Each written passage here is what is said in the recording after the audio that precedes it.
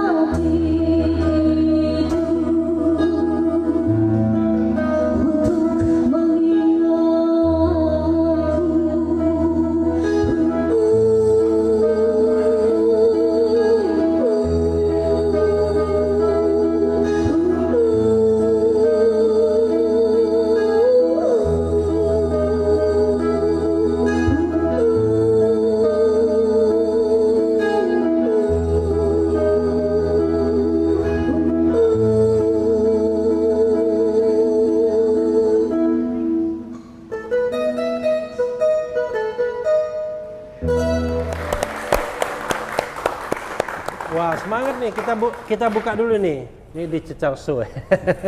Ya, sobat era sekalian, jumpa lagi kita di channel yang keren ini, Keren Cadas. Kali ini di Cecar Show ada tamu yang sangat istimewa. Orangnya mayoritas tapi dari golongan minoritas. Kira-kira begitu ya. Beliau baru saja membuat geger jagat Indonesia ini karena memasang spanduk yang lebarnya minta ampun dan disuruh diturunkannya, dan juga melambaikan tangan ketika Habib Rizik pulang dari Saudi Arabia, mendarat di Soekarno-Hatta, dan dalam perjalanan dari Soekarno-Hatta ke Petamburan beliau melambaikan tangan. Beliau orang yang sangat aneh dalam jagat politik Indonesia sesungguhnya, dan namanya adalah Lius Sungkarisma. Selamat selamat malam, selamat sore, selamat siang ya. Selamat malam. Bang Lius ya, saya panggil Abang ya. Iya. Nah, kalau Bang Lius usia berapa sih, Bang? 61. 61, nggak jauh beda dengan saya ya. Saya baru 36. Nah. Saya 50 tahun ya, Sobat Era sekalian. Bang Lius, pertama-tama terima kasih atas kehadiran Abang di sini ya. Di Cecal Show ini itu segmen khusus di Refli Harun Channel. Iya. Dan lumayan Bang, sekarang Refli Harun Channel sudah 700 ribuan luar biasa. subscribersnya. Karena Luar politik kan nggak gampang kan. Dan ini sengaja di modelnya begini. Jadi Abang tamu yang keempat. Abang tamu yang keempat ya. Mudah-mudahan lancar kita Bang ya. Tapi tidak main-main dan tidak ada basa-basi. Pertanyaan pertama adalah, ini awal ya. Kenapa Abang kok aneh? Saya langsung tanya aja. Kenapa aneh? Ini mohon maaf nih Bang ya. Satu, Cina ya kan? Iya. Abang mau disebut Cina atau Tionghoa? Cina aja lah. Oh, Cina sama Tionghoa tuh beda, sama? Sama Ya. Satu, Cina. Yang kedua, Buddha. Tetapi, tetapinya pasang spanduk Habib Rizik. Melambaikan tangan ke Habib Rizik. Pernah bertemu Habib Rizik. Sikap politiknya seperti pro kelompok Islam dalam politik. Ya kita tidak usah tidak usah merasa sungkan mengatakan Islam dalam politik kan. Iya. Itu sebuah sebuah penilaian politik yang biasa saja. Kenapa, Bang? Jadi ya aneh ya menurut saya. Negara ini kan dulu dimerdekakan ini oleh mayoritas tokoh-tokoh Islam. Bisa sebut Bang? Itu kan di sejarah tuh. Siapa aja orangnya. Jangan lupa lagi, siapa tuh? Saya bukan yang ahli, tapi saya lihat video, saya baca, itu ada Wahid Hasyim. Iya. Ada siapa? Ada Kasman Singo di Mejol. Ada Muhammad Natsir. Macam-macam lah. Betul. Tapi ada Bung Hatta juga yang dianggap nasionalis, tapi sebenarnya dari seorang Muslim yang sangat taat juga. Nasionalis, tapi kan agamanya Muslim juga. Dan sangat taat. Dan sangat taat. Jadi menurut saya memang ada juga Kasimo, ada juga tokoh-tokoh lain lah. Orang Tionghoa juga ada ikut di BPUPKI. Lim Kion Huan, kalau salah. Lim Kun Huan. Yap Chuan Bing. Jadi saya melihat jangan lupakan sejarah. Bangsa yang besar adalah bangsa yang menghormati jasa pahlawannya. Oke. Orang bilang Islam nggak didiskriminasi, katanya. Memang nggak didiskriminasi, tapi berapa orang-orang yang peduli terhadap nasib negeri ini, tokoh-tokoh Islamnya, itu kok saya rasa miris juga gitu. Yang paling kelihatan itu Habib Rizik Syihab, HRS ya. HRS. Saya lihat salahnya apa sih? Waduh, kayaknya jelek banget ini orang. Saya tanya. Abang merasa bahwa framingnya begitu ya? Iya dong. Kita lihat sampai hari ini. Nah, cuma saya tanya, kumpul sama teman-teman nih, siapa sih yang dirugiin sama Habib Rizik sama FPI? Kalau kita yang dagang bener nih, ada nggak yang diperes? Nggak ada. Jadi yang kena itu pengusaha-pengusaha biliar yang ada minuman kerasnya, yang ada prostitusinya. Itu digerebek. Kenapa digerebek? Karena sudah dilaporkan ke aparat, masih tetap tidak ada tindakan. Tidak ada tindakan. Nah dari sana memang nggak ada sih ya. Orang Tionghoa saya tanya, lu punya toko suka diperes nggak? Enggak. Lah kenapa jadi kita mesti ikut-ikut benci Habib Rizik? Bahaya Lius, ini orang radikal. Ada satu kali saya ajak tuh semua temen datang ke Petamburan. Teman itu teman Tionghoa? Teman Tionghoa, cuma waktu itu kebanyakan Buddhis. Bahkan ada berapa biksu saya ajak. Kenapa? Karena Habib Rizik lagi statement tentang Rohingya. Tahun 2011. 2011. Oh, 2011. 2011 menjelang 12 ya. Bulan puasa. Itu menjelang putaran kedua pilkada. Oke. Kita datang bulan puasa. Oh, menjelang putaran kedua pilkada itu ya 2017. Pilkada Jakarta. Oh, pilkada Jakarta tapi tahun yang waktu Yes. Pak Jokowi. Yes. I know. Iya.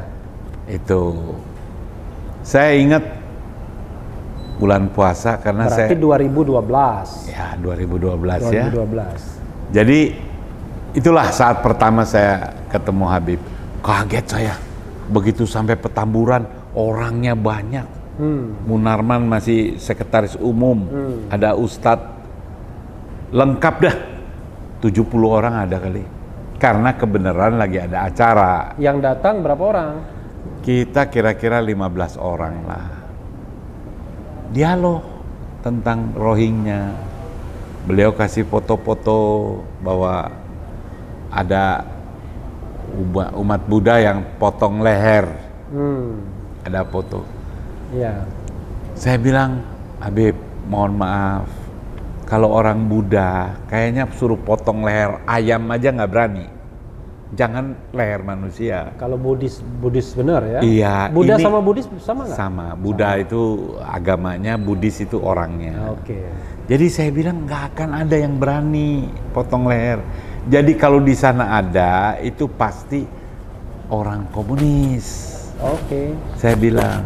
Nah, di luar dugaan saya, Habib kok bisa mengerti. Jadi oke lah kalau gitu. Kalau kita mau perangi yang di sana. Nah, kita lega semua. Nah, itulah awal pertemuan saya dengan Habib Rizik di markas Petamburan.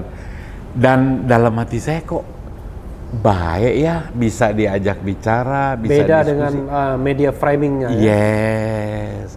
Karena, Bahkan udah karena mau pulang. tahun-tahun itu media framingnya preman nih. Oh iya, iya. Lama kita menjelang mau pulang, jangan pulang dulu. Sebentar lagi buka puasa, kita makan sama-sama. Waduh, ini luar biasa. Ramah, kita makan sama-sama. Semua teman saya pada foto-foto. Makan apa? Makan biryani bukan? Saya lupa, yang saya ingat cuma kormanya gede-gede. Kormanya gede-gede. Jadi di situ pertama kenal, mulailah main ke pesantren. Pesantren di Megamendung. Megamendung. Ya. Ada teman dari Kristen, dari Katolik. Nah, itu setelah 212 itu. 212 2016. Berarti 2016 kan dia pergi 2017. Ya. 2016 berarti. 212 Desember kita bikin Man of the Year Man of the Year buat Habib Rizik. tahun 2016 itu. Ya, karena yang ngasih siapa? ya ormas-ormas Tionghoa. Waktu see, itu ada Yusuf Hamka. Oke. Jadi sekedar untuk diketahui, Bang Lius Sungkarisma ini juga sobat era sekalian pernah mendirikan partai yang namanya Parti ya, Partai Reformasi Tionghoa Indonesia. Itu tahun Alhamdulillah tahun 99 ya. 98. 98 bentuknya, 99 tidak ikut pemilu. 98 itu. Nah, Silakan, jadi terus. banyak yang mulai beda pandangannya sama Habib Rizik. Di pesantren nggak bilang mewah ya, sederhana. Tapi enak gitu, suasananya enak karena penerimaan dari mulai di bawah yang jaga ramah semua, pada minta foto semua dan dilayani baik. Nah disitulah kita jadi bilang FPI bagus, apalagi dijelaskan semua anggota FPI itu ada kartu anggotanya. Di sana itu dilarang membawa senjata tajam, nggak boleh menganiaya orang. Jadi diatur bener sampai Habib berani kasih guarantee kalau ada anggota FPI yang nggak bener laporin. Bahkan 98 juga ada yang bilang, waduh dulu kalau nggak ada FPI sih kita punya gudang-gudang itu banyak preman-preman yang ya malakin ya, tapi FPI justru yang belain. Oh waktu waktu lagi kerusuhan 98. Oke. Udahlah makin hari makin cair loh. Jadi Habib itu bukan kita anggap sesuatu yang menyeramkan, bahkan kita selalu menjelaskan ke yang lain-lain. Coba lu kalau ada yang dirugikan oleh FPI dan Habib Rizik, kasih kita. Karena Habib tantang juga. Abang pernah berkomunikasi sama dia waktu Habib pulang? Belum sempat ya? Kalau pulang nih belum nih. Oke, tapi selama dia di Arab Saudi pernah juga? Arab Saudi ya temporary masih WA-an, tapi terakhir kan nomornya ganti-ganti. Saya nggak ikut karena saya termasuk orang yang ya mungkin pertama ya, begitu Pak Prabowo sama Pak Jokowi udah join, saya minta balikin Habib Rizik karena menurut saya semua sudah selesai. Apalagi nah tapi dahsyat itu, kita suarakan terus dari di Jakarta, kita ke Solo, ke Jogja, ke Medan, ke Pontianak. Terus kita keliling suarakan balikin Habib Rizik. Pokoknya di acara apa aja saya, kalau ada kesempatan. Bang Lius, yang paling menarik adalah banyak orang ketika merasa dirinya minoritas ya, merasa nggak nyaman berada di sebuah tempat. Ini Bang Lius ini luar biasa nih, seperti Rocky Gerung juga. Kayak nyaman-nyaman saja. Padahal kalau kita pakai spektrum politik kan, ini tengah kanan, tengah kiri. Bang Lius kayaknya santai aja tuh berada di tengah kanan ini. Begini, tahun 85 itu saya itu sudah bergaul waktu itu di Soksi. Oh Soksi. Sama Suhardiman. Suhardiman ya, Suhardiman SE. Utoyo Usman, Bomer Pasaribu. Kita jadi wakil bendahara. Oh di Soksi waktu itu ya? Iya, wakil bendahara pusat. Jadi nggak kaget lagi nih. Soksi itu Sentral Organisasi Karyawan Swadiri Indonesia. Karyawan Swadiri Indonesia. Lawannya Sopsi. Iya Sopsi. Dulu Sentral Organisasi Buruh. Sopsi itu kan PKI. Soksi. Makanya saya juga ikut-ikutan nih. Begitu anti PKI ya ada ikut teriak juga gitu. Jadi waktu Habib bilang asal nggak ada pemerintah tidak memberikan kesempatan PKI tumbuh, eset nggak dikuasain asing-asing, nggak ada penista agama manapun, Habib akan balik ke pesantren. Itu beliau ungkapkan itu waktu kita tanya, waktu ceramah di Masjid Luar Batang, rame itu. Masjid Luar Batang itu yang tempat ada kuburan. Dulu kampung akuarium yang digusur Ahok. Saya ada satu panggung sama Habib. Jadi saya tahu benar pikiran beliau itu bukan mau jadi pejabat, tapi beliau mau mengkoreksi arah jalan yang salah. Kita mesti dukung dong. Nah, di situ jadi kita makin cinta sama Habib. Iya, tapi nggak merasa bahwa kalau misalnya kelompok kanan ya, kelompok Islam menguat di Indonesia dalam politik Indonesia, tidak merasa apakah akan menjadi ancaman orang seperti Bang Lius? 85 di Soksi, 86 saya Ketua Umum Generasi Muda Buddhis Indonesia, masuk di KNPI. Kenal lah itu Abdullah Puteh, Cahyokumolo, FKPPI semua. Nah di situ saya kenal HMI, Ansor, PMII, Gamki, PMKRI, yang tadinya kita cuma pemuda wihara, yang kebaktian, meditasi. Sekarang diajak di Komite Nasional Pemuda Indonesia. Sampai 97 saya jadi bendahara umum di DPP KNPI. Jadi nggak kaget lagi kalau ketemu dari masyarakat mana, kita lihatnya udah ini Indonesia. Nah, ini sama. Ini yang saya tidak tahu sebelumnya ya, bahwa Bang Lius punya sejarah di KNPI. Ketahuan betul saya tidak riset duluan. Tapi jadi menurut saya itu penting, dan itu yang sekarang hilang. Kenapa saya bilang hilang? KNPI gedungnya sekarang berantem. Padahal saya tahu betul wadah itu penting supaya kita saling kenal, saling berjuang memikirkan bangsa. Walaupun nggak sempurna, paling tidak nggak asing lagi gitu. Saya nggak kaget. Dan saya nggak takut kalau Islam berpuasa. Saya nggak ada takutnya. Karena menurut saya orang Islam tuh baik. Baik. Kita hidupnya enak. Nggak akan diganggu. Karena selama saya aktif, saya nggak pernah diganggu. Malah terang-terangan aja. Yang ganggu siapa? Ya sekarang yang saya merasa ganggu ya pasang baleho aja susah. Gede-gede dong ngomongnya, pasang baleho aja susah. Nanti dipanggil lagi. Karena saya ini waktu Pilpres, saya kan pendukung Pak Prabowo nomor 2. Jadi kampanyenya itu ya pasti nyerang incumbent kan, nomor 1 Pak Jokowi. Tapi jangan salah dulu, sebelumnya pendukung Pak Jokowi. Oh iya. Sejak 2011. 2011 itu saya orang pertama, bukan Pak JK. Orang pertama menjadi wapres Jokowi. Bukan, yang mendukung. Jokowi jadi gubernur DKI. Itu ada di kompas.com 28 Juni 2011. Andai Jokowi gubernur DKI. Karena kita jatuh hati mau gusur pedagang 28 Juni itu hari ulang tahunnya Sandiaga Uno kalau nggak salah. Saya nggak tahu, belum kenal Sandiaga Uno tuh.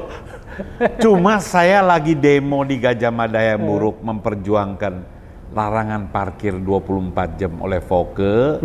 Itu tukang parkir minta tolong saya, Pak Lius, ini kita besok mau makan apa nih? Nggak boleh parkir 24 jam tuh pelangnya. Saya bilang lu lawan, lu kan juga logonya DKI. Waduh, lawan gubernur. Saya pimpin tuh tukang parkir tuh.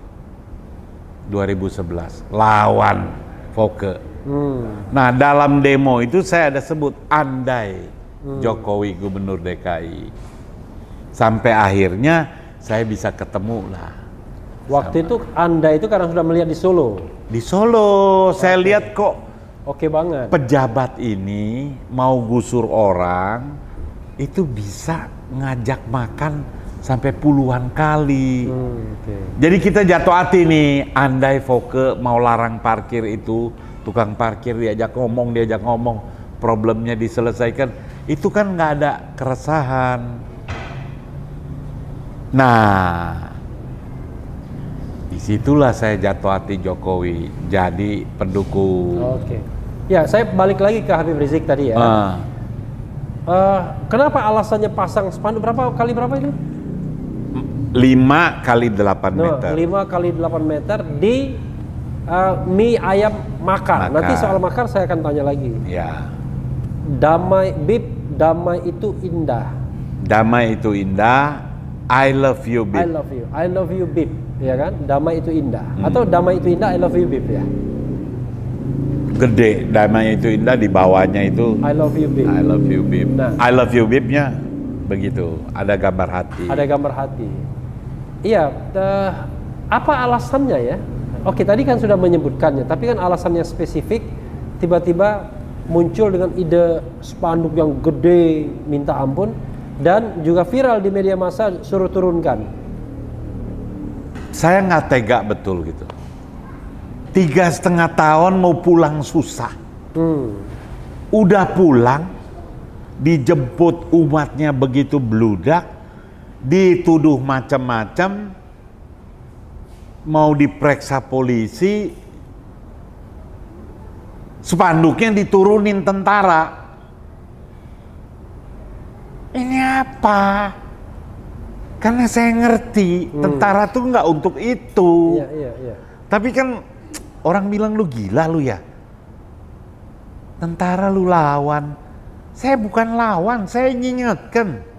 Damai itu indah itu tagline dari tentara. Zaman Kodamnya Pak Bibit. Indah karena setiap tikungan dulu di koramil-koramil di kelurahan ada spanduk. Damai itu indah. Logo Jaya, Kodam Jaya. Itu membekas di otak saya. Lah kenapa sekarang ada tokoh ulama yang kalau menurut saya di tanda petik ya, itu dibikin terlunta-lunta itu 3,5 tahun. Saya nggak tega karena saya bayangin kalau diri itu kena saya, mau pulang nggak boleh, dituduhnya saya overstay, mesti bayar denda, mau bayar denda juga nggak bisa. Ini udah nggak adil. Karena saya ingat negara itu harus melindungi segenap tumpah darah. Habib ini warga negara Indonesia, bukan warga negara Indonesia biasa. Pendukungnya banyak, dibuktikan pada saat beliau pulang. Nah jadi sedihnya balehonya mesti turun. Lalu baliho diturunkan, Bang Lius naikkan yang lain. Saya naikkan kenapa? Saya minta izin. Karena kan dibilang ini baleho liar, nggak ada izin. Kita minta izin. Oh ada izinnya? Ada, dari Dispenda. Dan isinya juga saya tahu lah, yang menyejukkan lah. Damai itu Tidak indah. Tidak ada provokasi ya? I love you Bib. Itu memprovokasi juga supaya orang mencintai Habib. Oh memprovokasi untuk kebaikan? Untuk kebaikan. Juga mengingatkan Kodam itu. Jangan lupa dong tagline-nya. Damai itu indah. Apalagi Habib sudah membuka diri. Dialog. Ya kenapa sih? Susahnya apa sih? Bikin coffee morning, kumpulin tokoh-tokoh yang berseberangan. Nanti Habib kita undang ke sini. Aduh, cakep. Sekalian Pangdamnya juga ada. Nggak, jadi sekalian tuh ada pembicaraan. Mudah-mudahan Pak Maijen Dudung Abdurrahman ya kan mau juga kita undang ke sini kan? Harus mau Pak. Bapak itu tentara. Tentara itu mengabdi kepada negara. Bapak nih dapat panggung kayak gini, harus dimanfaatkan, berikan penjelasan. Udah nggak ada yang jadi kecil lah kalau niatnya baik. Nggak ada yang jadi kecil, datangnya siapa ke siapa itu nggak urusan. Jadi kalau datang di sini bicara bukan jadi kecil. Ini dihargai kenapa?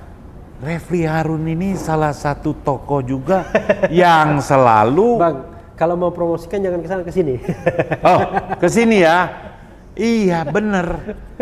Ini bagus juga. Ada yang berani bikin forum seperti ini. Ya resikonya kan ada juga. Kalau penguasa marah gimana? Kepleset sedikit diincar gitu. Itu nggak boleh. Kepleset dinasehatin. Supaya rakyat ini jangan lagi ada rasa takut. Saya pasang spanduk bukan diturunin.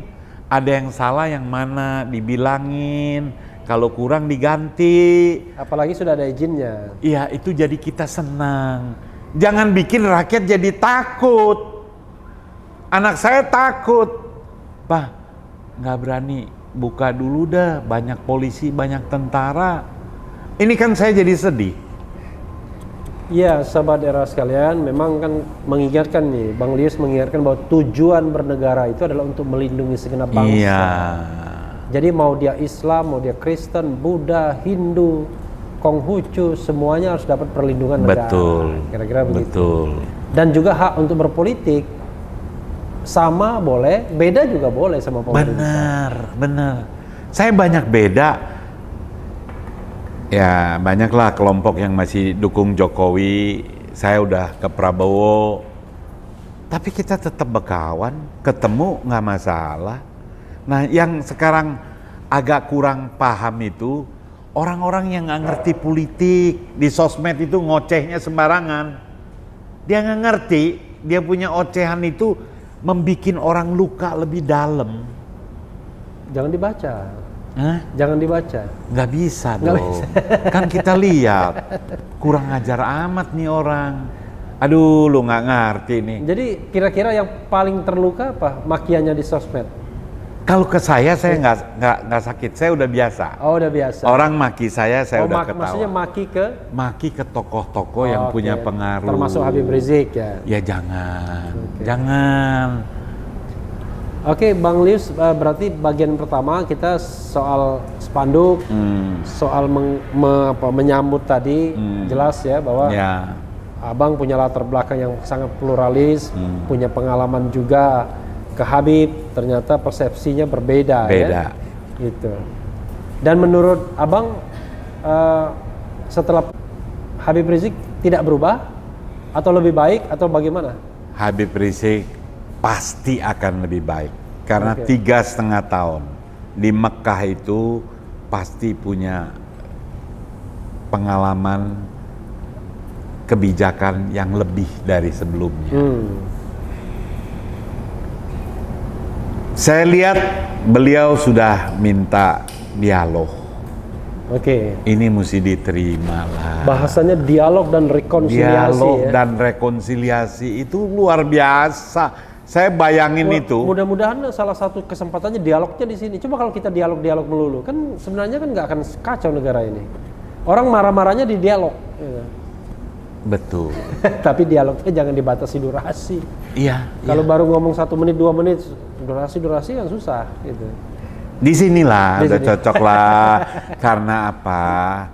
Ini Bung Refri Harun kan relatif di tengah juga. Saya suka ikutin, ya nggak dukung orang, tapi dukung negeri. Jadi boleh dialog di sini. Kenapa nggak berani? Harus itu. Saya lihat nggak ada salahnya loh kalau di TV kadang durasi ya. Kalau boleh di sini juga di TV boleh. Maksud saya jangan takut berdialog lah. Musyawarah, kita mufakat, kita jalan. Nggak usah dendam-dendaman. Kita punya musuh ini kan kemiskinan, COVID. Ini kan semua masih problemnya masih sangat banyak. Jangan buang waktu ribut-ribut. Aduh, baleho, siapa yang mau bikin baleho silakan. Tapi isinya jangan menyinggung orang lain. Satu, yang kedua ada izinnya tetap. Ada izin. Sebenarnya izin juga aneh. Kalau menurut saya aneh, ungkapan perasaan. Ya.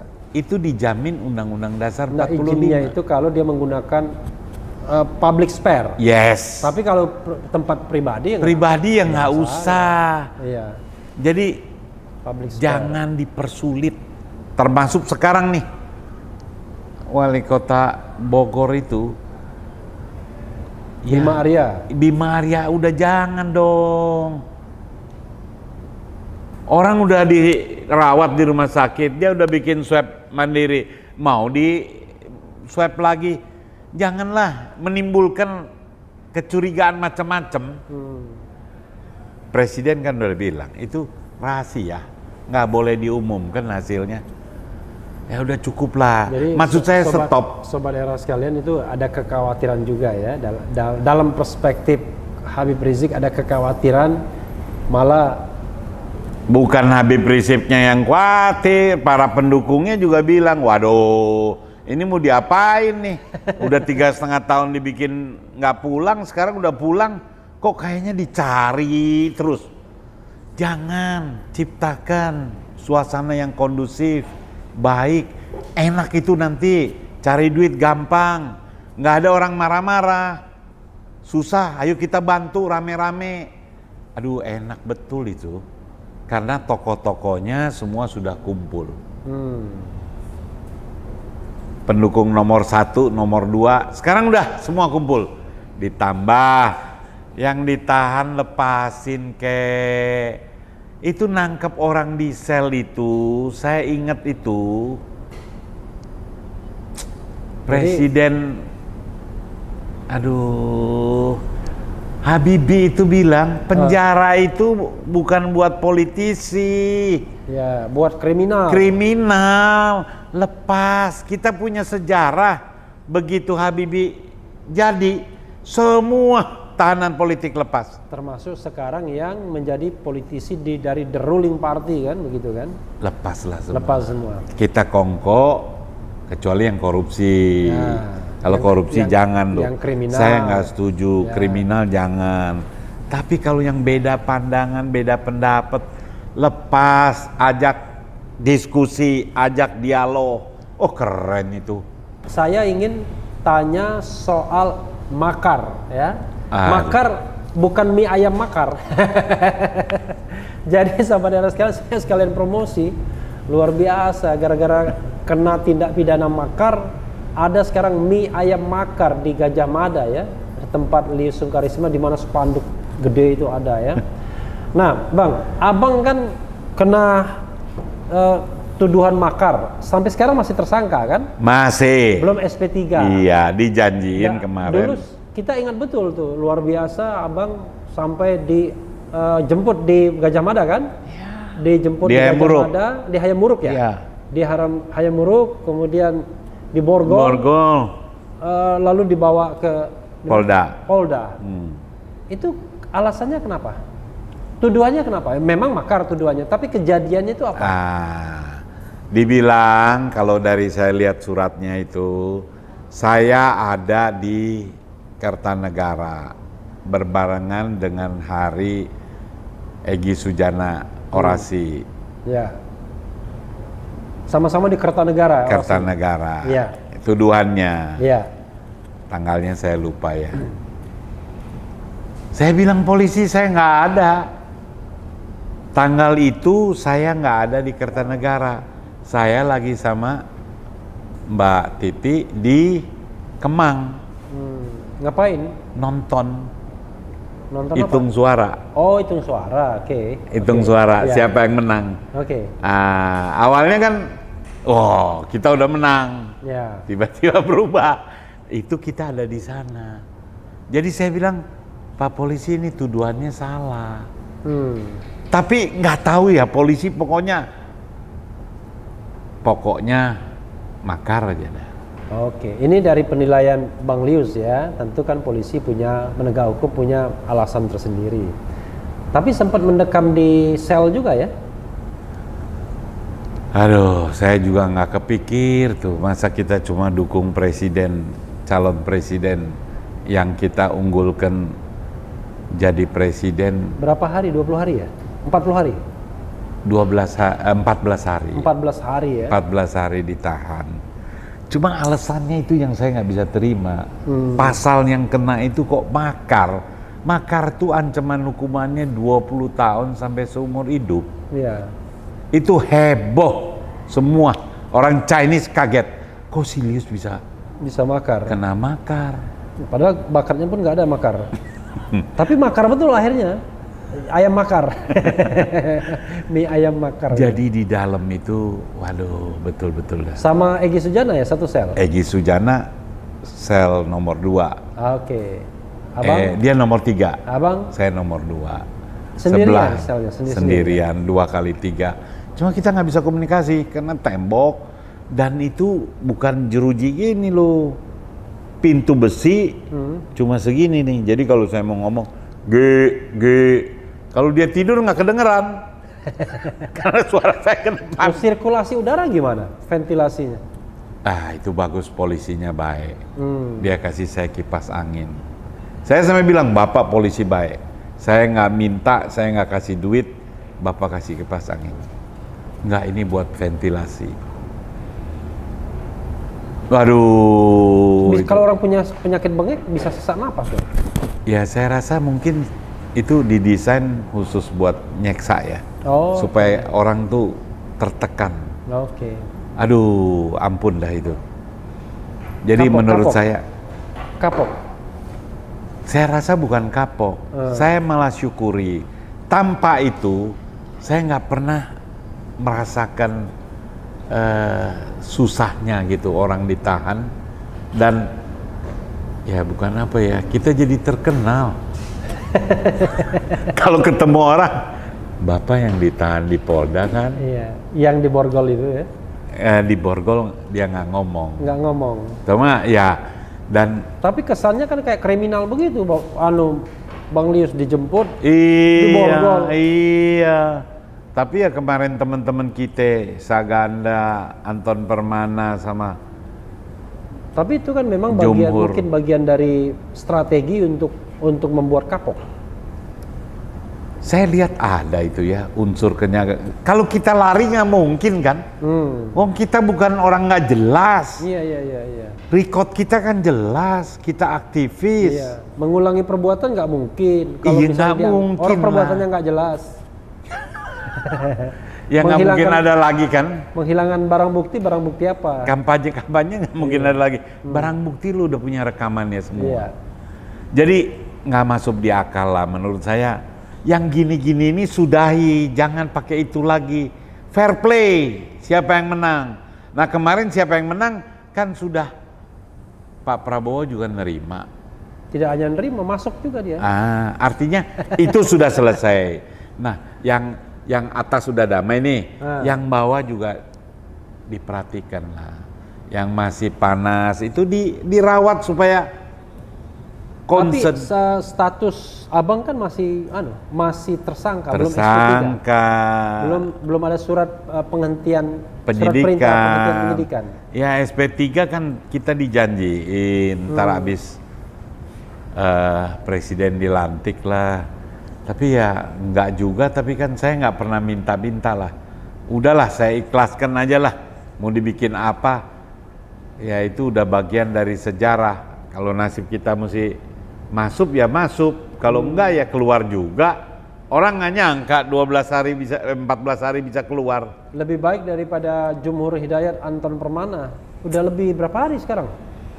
Itulah sudah lebih dari 20 hari. Itulah saya mohon ke Pak Jokowi. Bapak Presiden ini kekuasaannya very powerful, Pak. Kalau lepas yang gini-gini Bapak nggak jadi jelek. Tapi satu, Pak. Kesini, Pak. Ini ya, iya Pak. Lepas, Bapak ada punya kekuasaan, nggak jadi jelek Bapak lepasin tuh Jumhur, Anton Permana, Syaganda, terus siapa lagi tuh yang demo-demo, lepas. Ustazah Kin. Semua lepas, Pak. Nggak jelek Bapak. Bapak jangan bilang nggak campurin urusan hukum. Ini bukan urusan hukum. Bapak sebagai kepala negara itu bertanggung jawab menciptakan suasana yang sejuk, damai. Lepas. Kongkok duduk, undang makan. Dulu waktu 212 pertama tahun 2016 ya. Itu kan ada isu juga ya, makar yang ditangkap kan Bu Rahmawati waktu itu. Kan sama juga begitu. Ataukah ini modus untuk kayak istilahnya agar tokoh-tokoh ini tidak mempengaruhi publik, dia diamankan dulu. Sebelum saya ditangkap saya udah bikin video. Ya. Saya nggak mau ya. Saya nggak mau nih saya dimakar tapi digantung kayak Ibu Rahmawati CS. Sampai sekarang SP3 mereka? Nggak ada, tetap tersangka. Oke. Ya, menurut saya kan itu nggak sehat kan. Ya. Nah, ternyata saya juga digituin kan. Ya udahlah terserah lah. Kita yang kuasa. Cuma kan ini jadi catatan sejarah yang kurang elok. Nah, menurut saya momentumnya ini begitu Habib Rizik pulang, rekonsiliasi. Kita selesaikan semua. Apa yang Habib Rizik mau itu nggak ada yang jelek buat negeri. Nggak ada yang perlu ditakutin. Yang takut kan kelompok yang berbeda aliran. Bukan yang berbeda aliran. Yang mau memanfaatkan kekayaan negara ini buat kepentingannya sendiri. Itu takut kalau kompak. Tapi abang itu nggak kasing itu. Kalau Habib Rizik kelompok kanan, tengah kanan kan selalu bilang asing gitu. Lalu Ya, ini itu kan dikuasai memang, oleh Cina dan lain itu memang sebagainya. nyata. Sri Bintang Pamungkas kan suka ngomong juga asing-asing. Emang nyata. Nggak Tapi tersinggung. asengnya itu berapa orang? Kan asing kan teman-teman Bang Lius. Ngerti teman saya. Tapi kan ini memang sahabat era sekalian tidak bermaksud sara ya. Ini hanya untuk klarifikasi. enggak, itu nggak sarong. saya juga asing kok. Cuma kan ini memang kita cari kusutnya di mana ini. Itu kan benar. Kalau ini diselesaikan, everybody happy. Orang Tionghoa semua. Karena nggak semuanya orang Tionghoa bisa menikmati fasilitas dari negara. Privilege ini cuma dapat yang kaya-kaya. Bukan yang kaya-kaya, yang kaya raya. Yang kaya raya. Bener. Itu yang dapat privilege.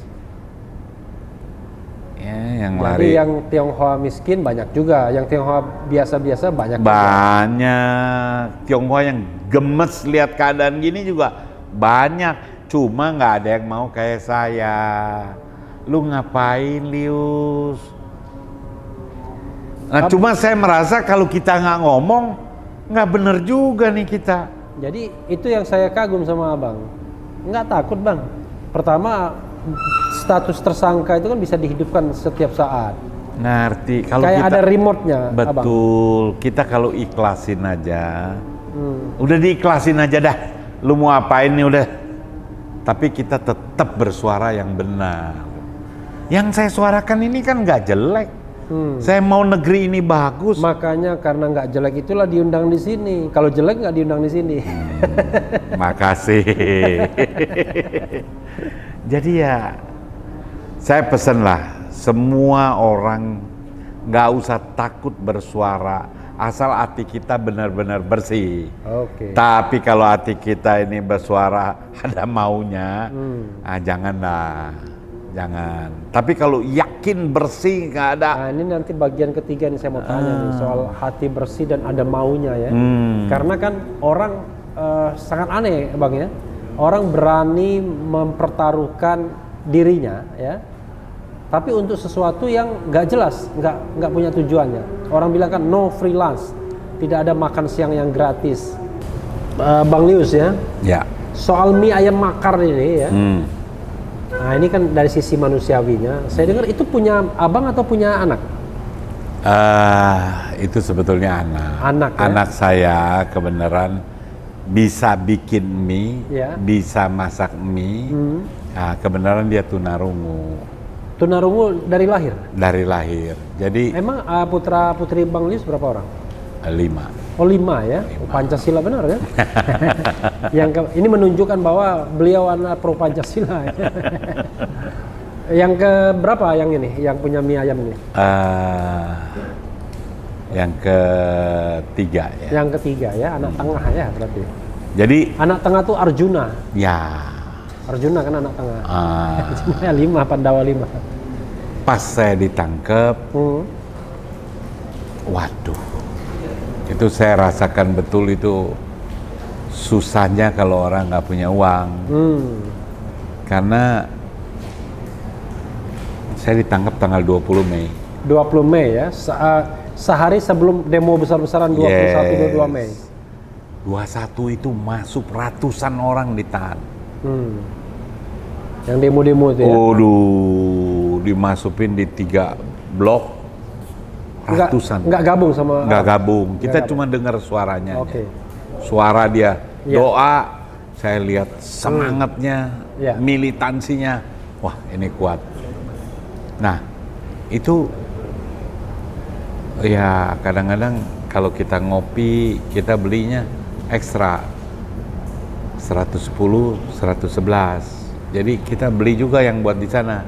Kebenaran di Polda itu ada tukang pop mie, kopi. Nah, situ saya merasa tuh Saya ya kebenaran kalau uang masih punya lah ya. Tapi yang di sana itu kelihatan tuh kalau masih punya uang. Bentuknya kelihatan kalau masih punya uang. Saya cuma lihat nanti gua keluar ini gua mesti bikin warung makar. Oh jadi pas di penjara itu ya? Yes. Itu di sel lah Di ya. sel itu saya bilang keluar mesti bikin warung makar. Warung makar, tapi warung makarnya nggak kebayang mie ayam ya, pokoknya warung makar aja. Karena anak saya bisa, ya, kita jualnya itu 15.000, pakai ayamnya. Ini ayam sekalian kampung. promosi ya. Pakainya ayam kampung, jadi bukan cari untung, tapi semangatnya itu Oke. buat orang bisa menikmati mie yang enak tapi murah. Oke. Dan anak saya happy-happy aja. Dan halal ya? Halal, ya? itu wajib saya bilang. Oke. Di semua restoran warung kita itu nggak boleh ada. Nanti kalau Habib Rizik mendengar ini, mudah-mudahan beliau mampir tuh di warung ayam makar ini ya. Nah, itu sih. Ya, mudah-mudahan lah. Saya yang mau ngundang itu Mbak Neno dulu, teman saya nyanyi Oh, ganti presiden. nyanyi lagu apa? Ganti presiden. Dulu lagunya waktu partnya Bang Lius kayak apa? Pokoknya ada yang mencekik kita gitu ya. Na gitu ya lagunya. Luar biasa. Itu di handphone saya rekam terus itu. Oke, ya nanti Sobat RH ya, kita tunjukkan tuh partnya Bang Lius ketika nyanyi ganti presiden, dan itu sudah bagian dari masa lalu, jadi nggak perlu baper lagi kan? Nggak usah. Jadi itu sejarah. Itu tapi peristiwa. bisa saksofon juga kayaknya, saksofon bukan saksofon, saksofon juga. Gaya doang atau gimana itu? Ada lagu. Waduh. Ada lagu apa? Lagu Sontoloyo kalau nggak salah. Sontoloyo. Itu Pak Hasim ketemu saya dipikir saya pemain betul. Hasim Joy Hadi Kusumo. Iya, begitu Padahal itu ketemu. pura-pura doang. Ya Ahmad Dhani lah. Oh, nanti dia kita tampilkan juga ya gaya Lius Sungkarisma ketika nyanyi ganti presiden dan main saksofon. Sontoloyo. Sontoloyo. Itu kenangan indah lah, ya? nggak bisa dilupakan. Jadi bukan kenangan buruk itu. indah dong. Enggak dipersekusi waktu itu. Ya kan kalau udah sampai dituduh makar kan udah pol itu. Oh. Udah yang lain ini udah nggak berasa. Udah top gitu ya. Iya, Bang, ini bagian terakhir ya. Kita sudah ngomong tentang Habib Rizik dan pluralisme tadi. Kenapa kok cinta Habib Rizik? Kita juga sudah ngomong mengenai apa tadi ya? Mie ayam makar dan makar. Soal cerita makar dan mie ayam makar. Nah, bagian ketiga itu saya ingin ngomong soal begini. Seseorang itu kan melakukan sebuah tindakan tuh pasti ada motivasinya. Ya. Apalagi kalau masalah politik, no freelance. Sebenarnya abang tuh mau ngapain sih? Itu pertanyaannya. Ini banyak pertanyaan dari teman-teman. Iya. Soalnya gini, loh, kalau hidup santai-santai, dagang seperti teman abang kebanyakan, kan enak kan? Mohon maaf ya, kayak cali luit. Cali cuan ya. Kenapa nggak begitu aja? Ya justru saya terbalik ya. Saya bersyukur Tuhan kasih kehidupan saya dari kecil ya nggak pernah susah-susah banget gitu. Jadi sampai kelaparan nggak pernah ya? Nggak ada lah, nggak ada cerita susah. Nah jadi saya pikir ini Tuhan berikan gini, kita harus berbuat sesuatu, membantu banyak orang tanpa harus kita jadi pejabat. Karena memang nggak ada dream saya jadi pejabat. Potongan ada sih kalau potongan. Jahitannya kurang. Oh, jahitannya kurang. Jadi saya lebih senang apa yang dibutuhkan oleh masyarakat ini kita suarakan. Oke. Itu selalu yang saya, ada ketidakadilan kita bunyi. Ada penindasan kita lawan. Soal hasil ya gimana lah. Tapi kita sudah berbuat. Oke. Jadi saya nggak pernah menyesali. Jarang nih orang-orang kayak begini. Itu namanya idealis. Banyak yang nanya, Lius lu mau apa sih? Kayak orang main golf kan ada hole-nya. Iya. Lu mau apa? Mau hole in one atau? Iya, saya bilang saya nggak pernah. Hole in 10. Saya nggak pernah berpikir tentang saya harus jadi apa. Yang saya mau nih masyarakat ini semuanya hidupnya tenang dulu dah. Jangan udah susah, nggak tenang, takut. Nah, itu nggak boleh. Nomor satu, tenang. Damai itu indah tuh jadi terekam sama saya. Kenapa saya suarakan Habib itu? Karena ini ada yang nggak adil. Kok orang baik gini dituduhnya macam-macam. Itu saya bersuara. Kenapa saya ikut demo? Demo tukang parkir, larangan parkir tahun 2011. Itu kejemur-jemur, saya sampai beli mobil pakai sound system itu khusus memperjuangkan tukang parkir yang nggak boleh parkir 24 jam. Dan sekarang ini Gubernur Anies kasih parkir 1 baris. Aduh, hati kita lega. Artinya perjuangan berhasil. Berhasil. Saya ingat ya beberapa kali, saya pernah jarang sih kita di televisi ketemu, tapi ada sekali saya lihat Bang Lius termasuk orang yang banyak mengkritik Gubernur Basuki Cahayapurnama alias Ahok. Aduh, kalau itu bukan saya kritik, itu teman saya juga. Saya ditanya Pak Jokowi, Pak Lius, saya dari daerah nggak tahu siapa yang cocok dampingin saya. Itu Pak Jokowi telepon. Oh, telepon saya. Luar biasa. Saya nggak pernah ditelepon Pak Jokowi. Oh, waktu itu kan baru mau nyalon jadi gubernur DKI. Ditelepon. Saya bilang Ahok, Pak. Jadi kalau saya kritisi Ahok itu karena setelah jadi beda. Mulutnya nyakitin rakyat. Ibu saya tangkap, maling. Emang tanah bapak moyang lu? Waduh, kok enak kali lu ya. Lu jadi pejabat kok ngomongnya begitu. Jadi saya kumpul sama teman-teman lawan Ahok. Termasuk juga ketika di Pilkada DKI, Bang Lius berada di kubu Anies Baswedan kan? Anies Baswedan. Nggak nyesel sekarang Anies jadi gubernur? Nggak nyesel ya, nggak nyesel. Karena memang biasanya orang itu kadang-kadang setelah mendukung menyesal, enggak ya? Nggak menyesal. Oke. Biarlah dia bekerja, kita lihat. Kalau dia nggak bener, baru kita kritik. Sejauh ini bener nggak? Saya lihat masih imbang ya. Masih imbang. Tapi luar biasa tuh hambatannya. Apa yang dia bikin salah. Menurut saya jangan dulu, kasih waktu. Kecuali dia nindas rakyat. Oh, kita dia korupsi. Kita lawan. Kalau nindas rakyat nggak punya potongan? Enggak lah. Kalau korupsi potongannya? Anies terlalu baik. Kalau korupsi? Kalau korupsi saya lihat Anies bukan orang yang ngiler sama duit. Dikasih duit itu. Ini saya ngomong begini karena Anies itu satu angkatan dengan saya di UGM. Jadi kalau dia korupsi, saya juga kecewa. Oh iya dong, kita juga marah. Saya juga pasti demo. Kalau ada bau-bau ke situ ya. Saya berani guarantee kalau korupsi enggak lah. Ini orang terlalu hati-hati. Itu. Terlalu hati-hati kan karena disorot terus, kita diincar. Ada bagusnya. Tapi kan dia terus berkarya kan. Dia nggak pusing tuh. Mau dibilang apa dia terus. Aduh, kalau kadang-kadang. Tapi gini Bang, ada kesan ya orang yang kontra sama Presiden Jokowi itu akan memuji Anies ya, kita frankly speaking aja. Persoalannya kenapa sih kepada pemerintahan Jokowi Abang kuat kritiknya sampai sekarang, tapi Gubernur Anies Baswedan Abang sepertinya memuji gitu?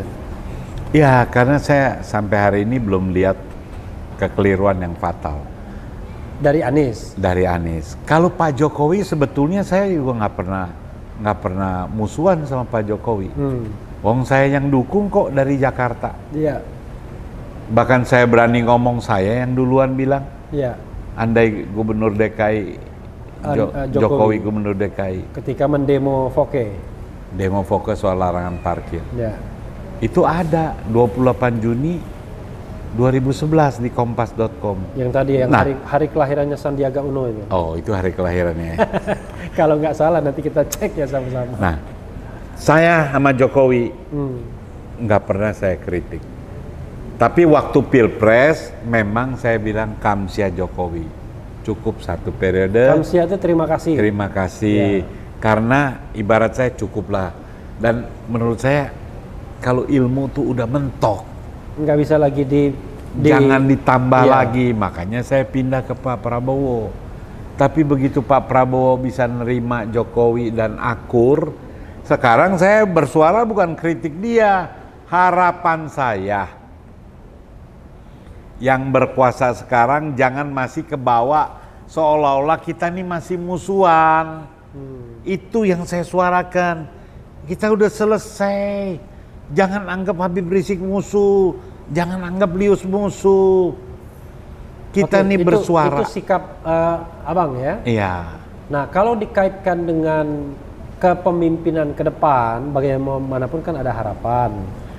Biar konkret kepada Sobat Era sekalian, misalnya nih, seorang Lius Sungkarisma diberikan kewenangan untuk nunjuk pemimpin-pemimpin Indonesia. Ya, hari ini. Nah, kita pengen tuh skenarionya, siapa yang jadi presiden, siapa jadi wakil presiden. Bukan yang sekarang nggak masuk lagi kan, the dream team 2024. Nah, siapa yang menjadi menteri apa terserah. Karena sepanjang atau sependek pengetahuan kita mengenai portofolio itu kan belum tentu kita paham semua kan. Ya. Gimana Bang? Kalau saya lihat ya gini, kejauhan kalau kita bicara 2024. Ini sekarang nih 2020 nih, Jokowi berkuasa, rekonsiliasi, jalanin. Nah, kabinetnya ditata. Ditata atau diganti, di reshuffle? Di reshuffle ya ditata lah, yang nggak pantas geser. Jangan takut-takut, kekuasaan ada sama Pak Jokowi. Di sana juga ada Pak Prabowo. Misalnya yang nggak pantas itu siapa misalnya? Ya yang pasti yang udah kena korupsi jangan lagi kan. Oh iya, itu sudah mengundurkan diri itu kan? Itu udah mengundurkan diri. Kelihatan lah, nanti kalau perlu kan jangan beliau sendiri, beliau harus berani menyerap aspirasi masyarakat. Kalau saya sih ya, ini bukan karena hostnya Bung Refli ya, kayak Bung Refli langsung besar kepala saya.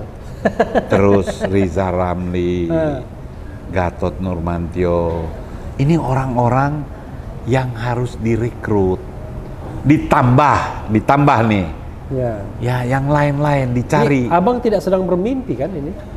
Bukan ngimpi loh. Saya bilang kelamaan kalau 2024. 2024 tuh terlalu pagi kalau sekarang kita bahas. Tapi kalau yang di depan mata 2020 Desember. Ini udah hari yang harus mereshuffle orang-orang yang nggak kerja. Kan bisa dilihat kan, suruh masyarakat cek. Saya nggak mau. Tapi saya ada pertanyaan yang menggelitik. The problem is di presidennya kah atau di pembantu presidennya kah? Kalau problemnya di presidennya, misalnya ini mohon maaf ya, ini namanya juga diskusi akademik kan. Kalau masalahnya di presidennya ya siapapun pembantunya nggak akan nendang gitu. Karena the problem is di leadernya sendiri.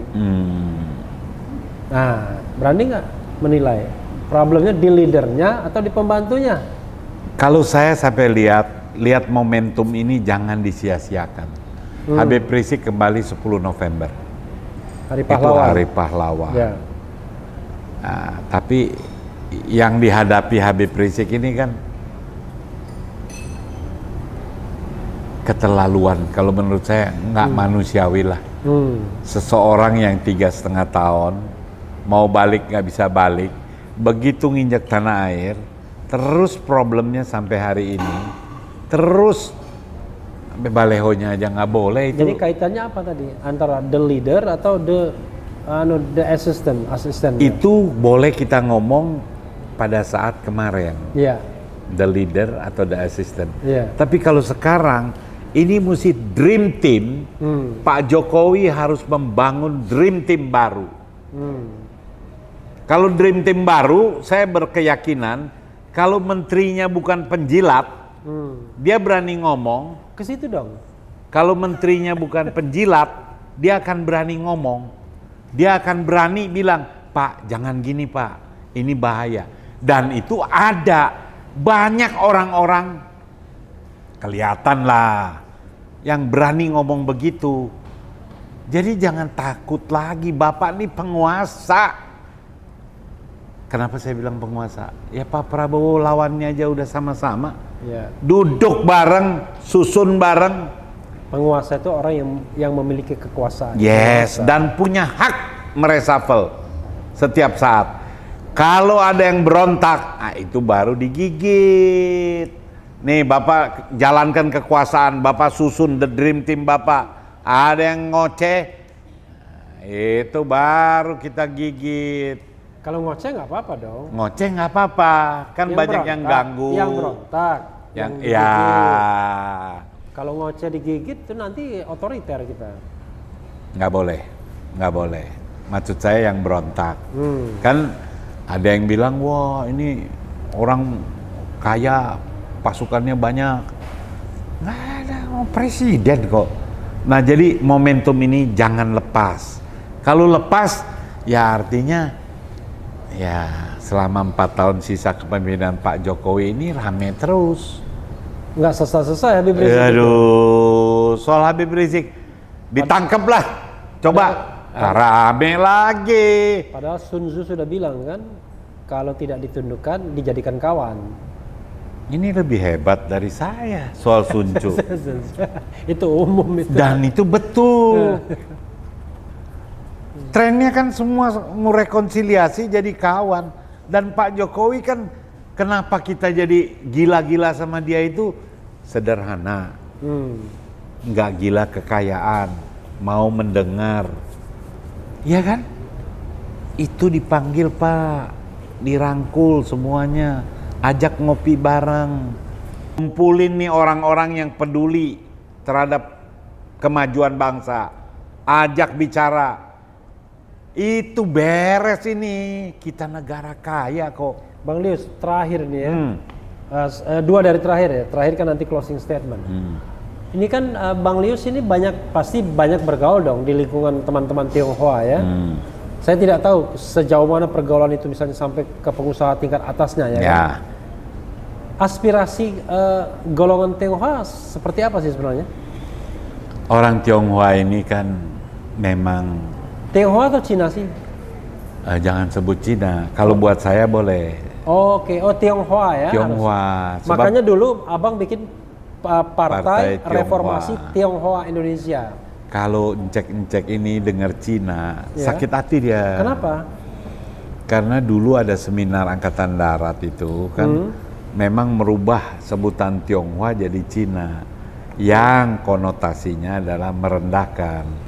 Kalau buat saya disebut apapun nggak jadi rendah.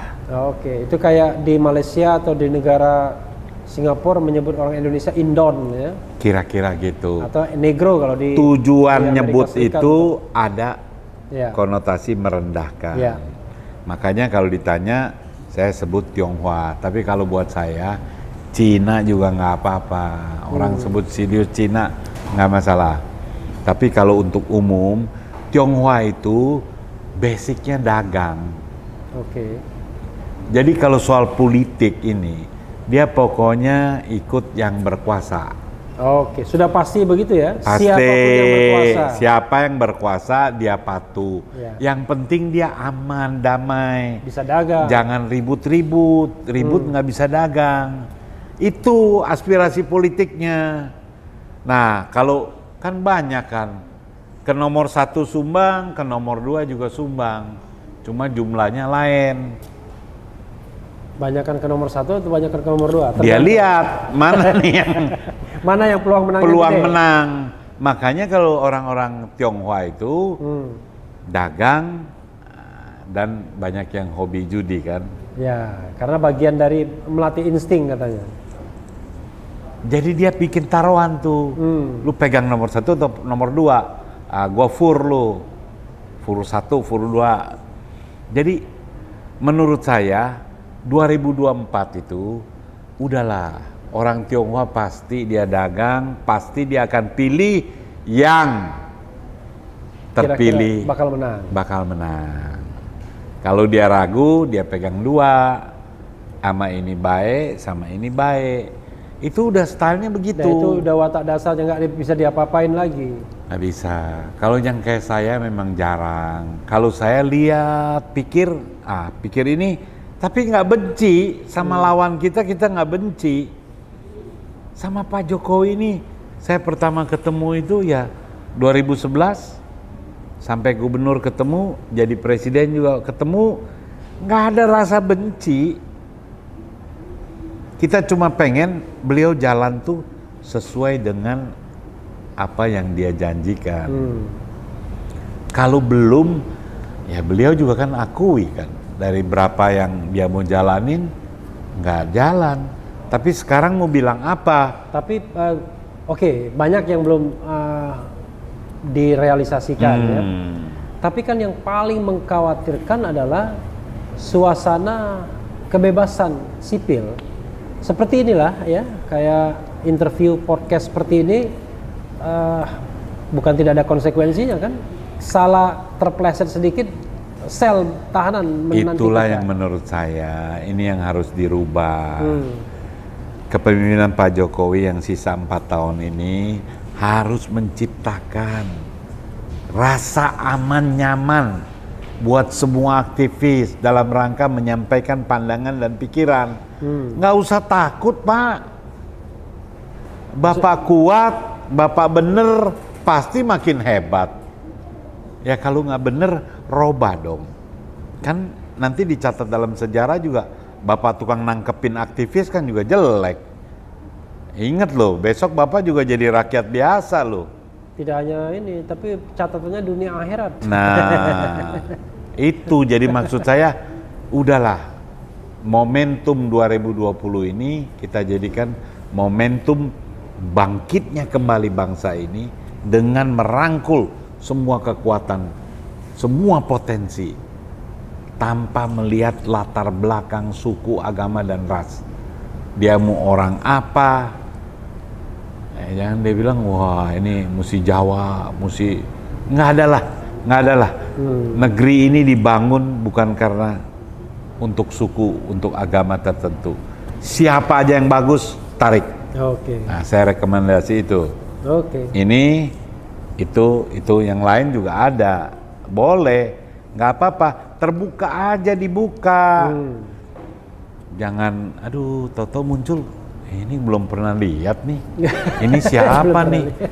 Tahu-tahu ditunjuk jadi menteri ini. Kita nggak jelas ini siapa ya. Track recordnya apa gitu. Ini kan mesti jelas. Ini bukan dagang.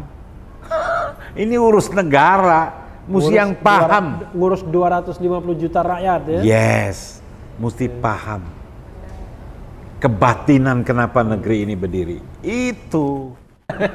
Terima kasih. Ya, Sobat Era sekalian. Itu tadi dicecar show dengan Lius Sungkarisma. Banyak yang sudah disampaikan. Sekali lagi ini forum demokrasi, forum ilmiah ya, tidak ada maksud untuk mencaci maki. Kalaupun ada yang keras itu adalah kritik, dan kritik itu vitamin atau sehat bagi demokrasi. Yang penting tetap di channel ini, karena di channel ini Anda akan dirayu, ditipu, dicecar, diuber di jalur lurus. Karena channel ini adalah channel yang mengancam, memeras, dan membenci. Jangan lupa subscribe, like, comment, and share. Ciao.